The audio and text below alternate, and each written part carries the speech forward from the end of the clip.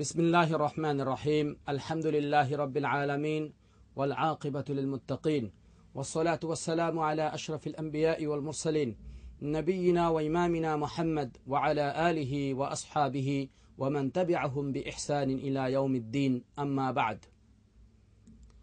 Global মিম্বার সত্যের ডাক অনুষ্ঠানের পক্ষ থেকে সুপ্রিয় দর্শক শ্রোতাদের জানাই আন্তরিক মোবারকবাদ। আজ আমরা যে বিষয়টি নিয়ে আলোকপাত করার চেষ্টা করব তা হচ্ছে সলাতুল কুসুফি ওয়াল খুসুফ। সুপ্রিয় দর্শক শ্রোতা, একটি নতুন বিষয় অনেকের জন্য। সলাতুল কুসুফি ওয়াল খুসুফ, চন্দ্র ও সূর্যগ্রহণের নামাজ।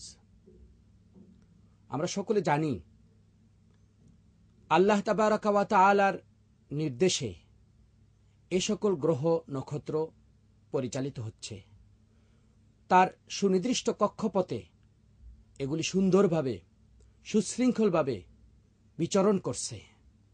ওয়াকুল্লুন ফি ফালাকিন ইয়াসবাহুন, সূরা ইয়াসিনের মধ্যে মহান রব্বুল আলামিন ইরশাদ করেন, লাশ-শামসু ইয়ানবাগি লাহা আন তুদরিকাল কমার ওয়ালাল লাইলু সাবিকুন নাহার ওয়াকুল্লুন ফি ফালাকিন ইয়াসবাহুন। সূর্যের জন্য সাজে না, সে চন্দ্রকে ধরে ফেলবে, আর রাত দিনকে ধরতে পারে না। প্রতিটি তার সুনির্দিষ্ট কক্ষপথে ভাসমান।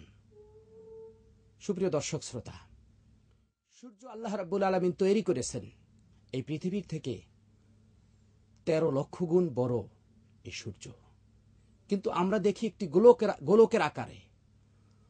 বিকালবেলা যখন সূর্যের দিকে তাকাই তখন মনে হয় না যে এই সূর্য এত বড় হতে পারে।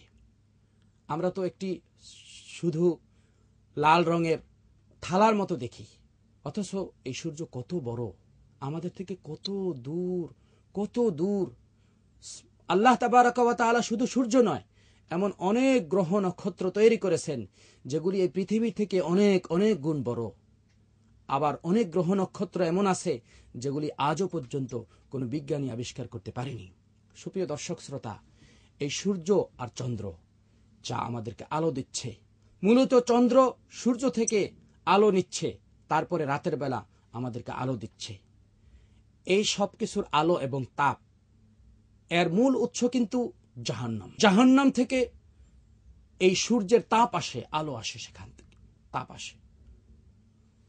মাঝে মাঝে আমরা দেখে থাকি এই সূর্য তার নিজস্ব আলো হারিয়ে ফেলে, আকাশে মেঘ নেই, তারপরেও সূর্যের আলো নিষ্প্রভ হয়ে গেল, সূর্য তার আলো দিতে পারছে না। আমরা সেটাকে সূর্যগ্রহণ হিসাবে জানি এবং মোটামুটি অনেক আগ থেকেই প্রস্তুতি নিয়ে থাকি যে অমুক দিন অমুক সময় সূর্যগ্রহণ হবে।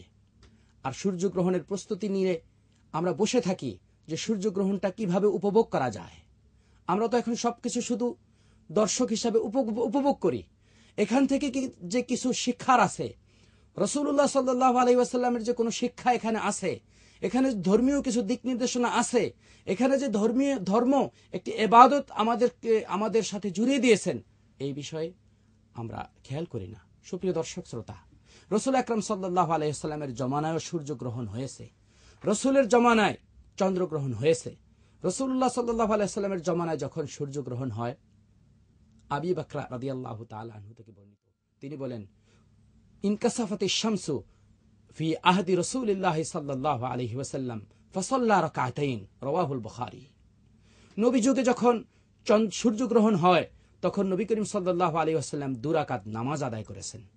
আয়েশা সিদ্দিকা রাদিয়াল্লাহু তাআলা আনহা হাদিস বর্ণনা করেন, খুসিফাতুশ শামসু আলা আহদি রাসূলিল্লাহ সাল্লাল্লাহু আলাইহি ওয়াসাল্লাম, রাসূলের জমানায় সূর্যগ্রহণ হয়েছে। মানুষ বলাবলি করতে লাগলো যে সূর্যগ্রহণ হয়েছে রাসূলের এক সন্তানের মৃত্যুর কারণে। কোন রিওয়ায়েতে আছে যে ইব্রাহিম নামক এক সন্তান ছিল রাসূলের, ইব্রাহিম যেদিন ইন্তেকাল করে সেদিন সূর্যগ্রহণ হয়। আর মানুষ বলাবলি করতে লাগলো যে নবীর ছেলের ইন্তেকালের কারণে সূর্যগ্রহণ হয়েছে। কিন্তু না, রাসূল শোনার পরে বলতেছেন চন্দ্র এবং সূর্য আল্লাহ তাআলার নিদর্শন এবং আল্লাহ রাব্বুল আলামিনের যে অসীম শক্তি, আল্লাহর নিদর্শন সমূহের মধ্য থেকে দুইটি নিদর্শন, এই দুটি কখনো কারো মৃত্যুর কারণে অথবা কারো জন্মের কারণে এই দুটির গ্রহণ হয় না। চন্দ্রগ্রহণ, সূর্যগ্রহণ কারো মৃত্যুর কারণে হয় না, এটি আল্লাহর নিদর্শন। চন্দ্রগ্রহণ অথবা সূর্যগ্রহণ হওয়া এটাও আল্লাহর নিদর্শন, আল্লাহ রাব্বুল আলামিনের অসীম শক্তির বহিঃপ্রকাশ। অতএব কারণে ফাইদা রাআইতুম যালিকা, যখন তোমরা দেখবে সূর্যগ্রহণ হয়েছে, তখন তোমরা ফাদউল্লাহ, আল্লাহকে ডাকো, ওয়াকাব্বিরু, তাকবীর পাঠ করো, ওয়াসাল্লু, নামাজ পড়ো, ওয়া তাসাদ্দাকু, সদকা করো।